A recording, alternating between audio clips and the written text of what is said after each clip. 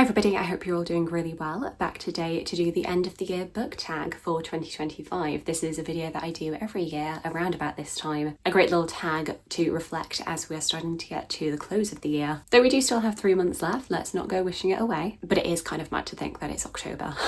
Where did the year go? So without much further ado, let's just get straight into these questions. Question number 1, are there any books you started this year that you need to finish? I feel like I have so many. My Goodreads currently reading is the most out of control it's ever been, and it's not going to get much better because, as you will see in another video, I am going to be moving later this month, and I have sent a bunch of books home that I just don't think I'm going to get around to finishing in the next few months, which includes some of the currently reading stuff that I have on Goodreads. So on there so far we have Much Ado About Nothing, which I am hoping to finish this month, Selected Letters by Bronte, On the Shortness of Life by Seneca, which is the first in the Penguin Great Ideas series. Not going to finish that because I've sent it home. These Precious Days by Patchett, which is a collection of essays. Really enjoying these, I've just seemed to have halted on them. English Romantic Verse, I'm probably not going to be finishing off this year because I have sent it home. 365 Poems for Life by Allie, Esiri, hopefully yes, because I am going to continue to read one of those poems every day. The same with A Poem for Every Autumn Day by Allie, Esiri. I'm also a couple of stories into The Secret Lives of Church Ladies, and I would love to get this finished. So yeah, rather than my typical thing, which is to have one physical book on the go and one audiobook on the go,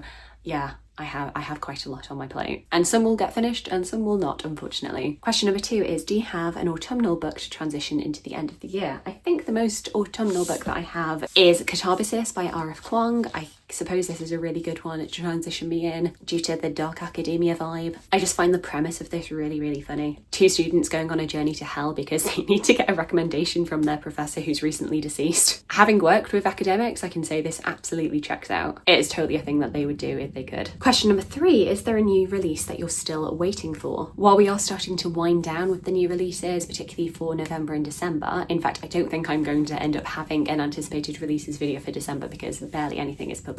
In terms of my October releases, I still have quite a lot I'm excited for. I think the one I'm most excited to read is maybe The Witching Hour, which is very surprising to me because it's short stories, but it's short stories by a lot of very prominent historical fiction writers. There's also Good Spirits by B.K. Borison, and I've been really enjoying B.K. Borison's work so far. Question number 4 is, what are 3 books you want to read before the end of the year? Now, the fact that I have not yet read Boudicca's Daughter by Elodie Harper is quite frankly shameful. This came out at the very end of August and I had full intentions to read it straight away and I just didn't. And I don't know, am I just procrastinating it at this point because I want it to be good? I don't know. There is Fingersmith by Sarah Waters. I got a couple of chapters into this on holiday and then ended up putting it down, but I was really enjoying what I read so far. So I think I am going to have to just restart this. I also really want to read Joanne Paul's biography of Thomas More. I have the audiobook for that, which is narrated by Ben Miles. Because I'm sorry, but I can't shell out for the hardback. I am going to wait for the paperback to get a physical copy, but I still want to listen to this audiobook because it's narrated by Ben Miles, and anything he narrates is great. Question number 5 is there a book that could still shock you and become your favourite book of the year? I think if it's going to be anything, it would be Boudicca's Daughter. Elodie Harper's Temple of Fortuna was my favourite book from last year, so I think she has a pretty good chance. And then finally, question number 6, have you already started making reading plans for 2026?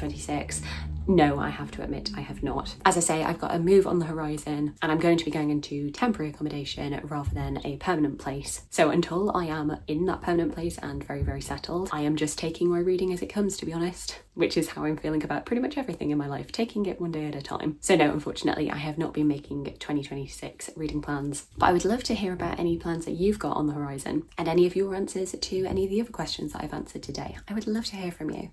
I hope you're having a fantastic day and I look forward to talking to you again soon. Thanks. Bye.